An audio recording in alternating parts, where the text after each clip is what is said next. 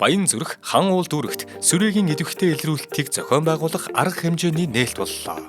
Монгол улс сүрээгийн дарамт өндөртэй орнуудын нэг бөгөөд засгийн газраас хүн төвд тусламж үйлчилгээг өргөжүүлэх чиглэлээр анхаарч ажиллаж байна.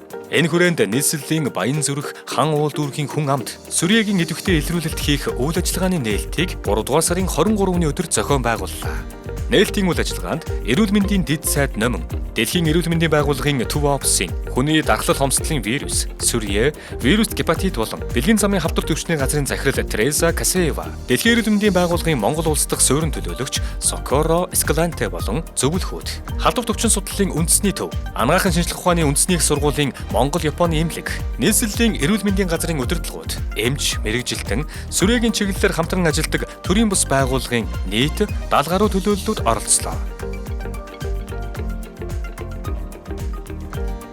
Баян зүрх хан уул дүүргийг сонгосон шалтгаан нь хүн амын нягтрал ихтэй, эрүүл мэндийн байгууллагын төвлөрөл болон сүрээгийн тохиолдлын төвшин бусад дүүрэгтэй харьцуулахад өндөр байгаа нь өргөн хүрээний идэвхтэй илрүүлэлтийг зохион байгуулах шаардлагатайг харуулж байгаа юм.